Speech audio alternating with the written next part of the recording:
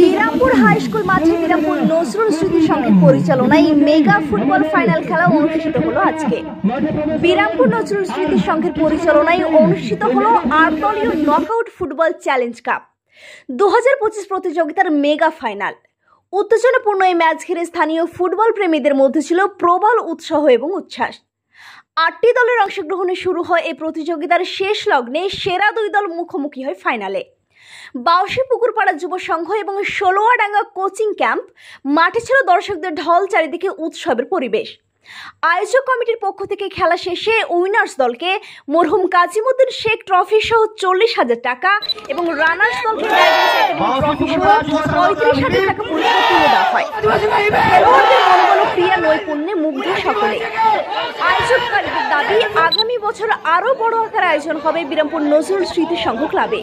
এখানে উপস্থিত ছিলেন মোহাম্মদ সেলিম আক্তার, লালখোলা পঞ্চায়েত সমিতির সদস্য সাবুল হক, লালখোলা পঞ্চায়েত সমিতির সদস্য তাসলিম আরিফ, সংসদ প্রতিনিধি জঙ্গিপুর লোকসভা পিরু শেখ, শ্বেতাবুর রহমান সংঘের প্রাক্তন সদস্য, এছাড়াও অন্যান্য সম্মানিত ব্যক্তিবর্গগণ। বাউসী পুকুরপাড়া যুব সংঘ ৫ গোল করে ষালুয়াডাঙ্গাকে হারিয়ে বছরের চ্যাম্পিয়ন দল হয়। লালখোলা থেকে বদরুল আলমের রিপোর্ট, এবি নিউজ বাংলা। বিরামপুর নজরুল স্মৃতি সংঘের সদস্য শরীফুল সহযোগিতায় সাহিল শেখ ও শরীফুল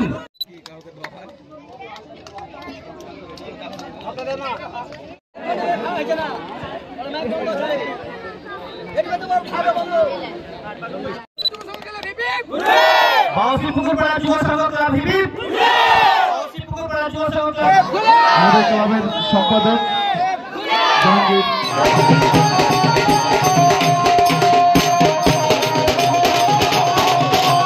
৮ দলীয় খেলা আজকের ফাইনালে নদিয়া সোনাডাঙ্গা ক্লাব এবং বিরামপুর পুকুরপাড়া ক্লাব চরম প্রতিদ্বন্দ্বিতা করছে।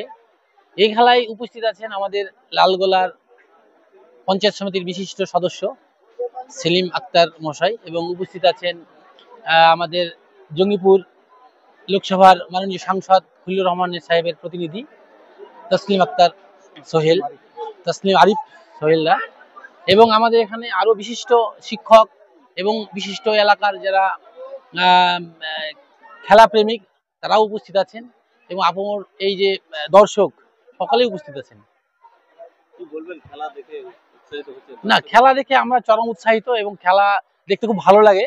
এখানে আর এই বৈকালের এই পড়ন্ত বেলায় খেলার যে মানে মুহূর্তটা খুব সুন্দর লাগে, সেই জন্য আমাদের এলাকায় মানুষ ঢল নেমেছে খেলা দেখতে। আগামীতে আরো এইরকম খেলা হোক আমরা ক্লাবকে আমরা বলবো এবং ক্লাবকে সহযোগিতা করব। পাশাপাশি এলাকার মানুষ সর্বাত্মকভাবে এই খেলাকে সহযোগিতা করে এবং মানুষ যাতে কোনো রকম বিঘ্নিত না হয়, মানুষ যাতে কোনো রকম সমস্যা। খেলাধুলো, লেখাপড়া শিশু থেকে তার স্বপ্ন দেখায়, সমাজ গঠন করার একটা জায়গা হচ্ছে লেখাপড়া এবং খেলাধুলা। খেলার সাথে সাথে একটা কথা বর্তমান সমাজকে আমি বার্তা দিতে চাই।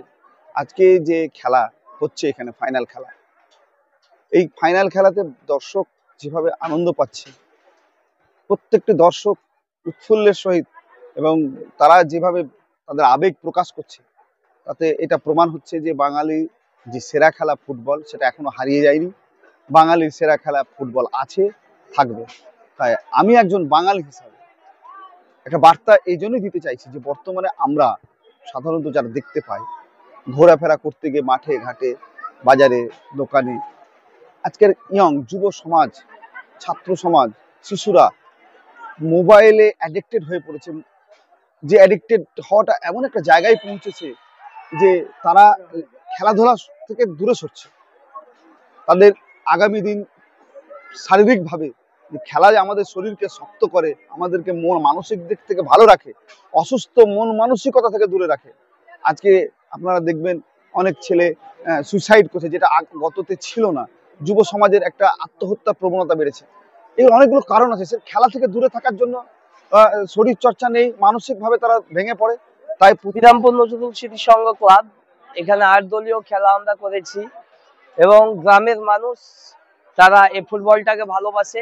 আমরা প্রত্যেক বছরই বিরামপুর নজরুল স্মৃতি সংঘ ক্লাবের পক্ষ থেকে আমরা এই টুর্নামেন্টটা করি এবং বিগত দিনেও যাতে এই টুর্নামেন্টটা চালিয়ে যেতে পারি সেই দিকে চেষ্টা করব। হ্যাঁ, আর হ্যাঁ, যেহেতু গ্রাম্য এলাকা, মানুষকে একটা মানে আনন্দ দেওয়া অ্যাকচুয়ালি, সেই কারণেই আমরা এই ফুটবল টুর্নামেন্টটা প্রত্যেক বছর আমরা এখানে করি।